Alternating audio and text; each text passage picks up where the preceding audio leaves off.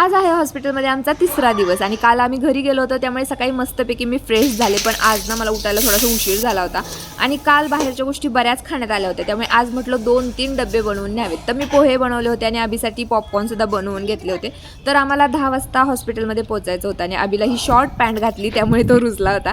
तर इथे मोतीसुद्धा आम्हाला बाय करायला आला होता. हॉस्पिटलमध्ये गेलं की त्याचं चेकअप झालं आणि चेकअप झालं की अभिचं तोंड सुरू झालं. तर हे आहे अनुश्री हॉस्पिटल, लहान मुलांचं हॉस्पिटल आहे आणि एकदम स्वच्छता इथे, एकदम फ्रेश वातावरण, त्यामुळे दिवसभर करमून जातं. तर ज्या कोणत्या सरकारी स्कीम आहेत ना त्या सगळ्या इथे अवेलेबल आहेत आणि मोठ्यांसाठी वरती वेगळं हॉस्पिटल आहे. कोणते ऑपरेशन वगैरे असतील तर ते सुद्धा स्कीममध्ये करून मिळतात. तर संध्याकाळच्या टायमिंगला म्हटलं चला आता मावशीकडे जाऊया आणि चहा पिऊन येऊया. पण आमची मावशीच खाली चहा घेऊन आली आणि चहा म्हणजे आपला जीव की प्राण. तर आता म्हटलं चहा घेऊया आणि त्यानंतर फिरायला जाऊया. कारण एका जागी बसून बसून अभिसुद्धा आता बोर झाला होता आणि मला सारखं म्हणत होता मम्मा चल ना कुठेतरी फिरून येऊया. आणि आता अभि ठणठणीत झाला आहे, त्यामुळे इथे दंगामस्तीसुद्धा आमची सुरू होती.